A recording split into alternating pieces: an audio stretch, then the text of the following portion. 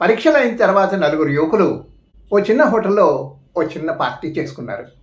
వాళ్ళ మాటలు నవ్వుల మధ్యలో ఆ నలుగురు 40 ఏళ్ల తర్వాత ఏప్రిల్ 30, ఆ రోజు ఏప్రిల్ 30 నాడు తిరిగి ఇదే హోటల్లో మళ్ళీ కలవాలని, ఎవరైతే చివర లాస్ట్ వస్తారో వాళ్ళు బిల్ పే చేయాలని ఓ షరతు పెట్టుకున్నారు.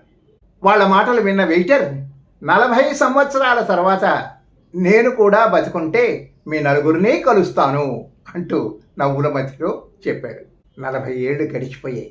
ఆ రోజు ఏప్రిల్ 30 మొదటి స్నేహితుడు హోటల్లోకి వచ్చాడు. హోటల్ అంతా మారిపోయింది. ఆనాటి చిన్న హోటల్ ఇప్పుడు ఒక పెద్ద 5 స్టార్ హోటల్ అయింది. అక్కడ నిలబడి చూస్తూ ఉంటే ఓ పెద్ద మనిషి దగ్గరకు వచ్చి షేక్ హ్యాండ్ ఇచ్చి, సార్ కూర్చోండి, మిమ్మల్ని నేను గుర్తుపట్టాను. 40 ఏళ్ల క్రితం ఇదే రోజు మీకు నేను ఆహారం సర్వ్ చేశాను. ఆ రోజు వెయిటర్ని, ఈ రోజు నేను ఈ హోటల్కి ఓనర్ని అంటూ తనను తాను పరిచయం చేసుకున్నాడు. ఈ లోపల రెండో స్నేహితుడు కూడా వచ్చాడు. వాళ్ళిద్దరూ కూర్చొని జీవితం, కష్టాలు, సుఖాలు వంటి వాటి గురించి మాట్లాడుకుంటూ ఉంటే మూడో స్నేహితుడు కూడా వచ్చాడు. ముగ్గురు నాలుగో స్నేహితుడి కోసం చూస్తూ కూర్చున్నారు. వెయిటర్ దగ్గరకు వచ్చి, సార్ మీరు ఫుడ్ ఆర్డర్ చేసుకోండి, మీ నాలుగో స్నేహితుడు కూడా వచ్చేస్తాడు అన్నాడు నవ్వుతూ.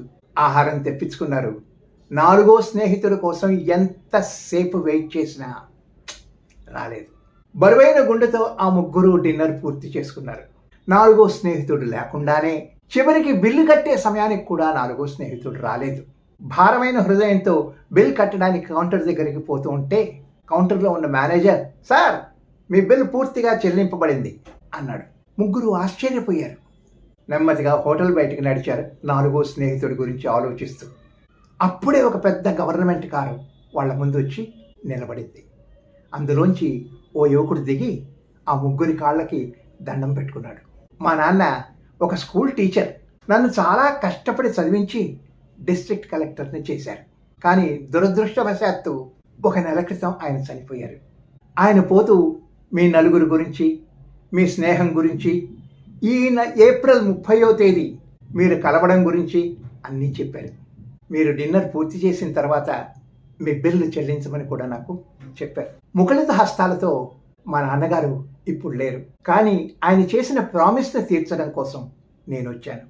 ఇది విని ముగ్గురు కన్నీళ్లతో 40 సంవత్సరాల క్రితం కలుసుకుందాం అని ఎందుకు చెప్పుకున్నాం, 40 రోజుల తర్వాత కలుసుకుందాం అని ఎందుకు అనుకోలేదు అని బాధపడ్డారు. జీవితం నీటి బుడగ లాంటిది. మీ వాళ్ళని తరచూ కలుస్తూ ఉండండి. జీవితం మనల్ని ఎప్పుడు విడదీస్తుందో మనకే తెలియదు.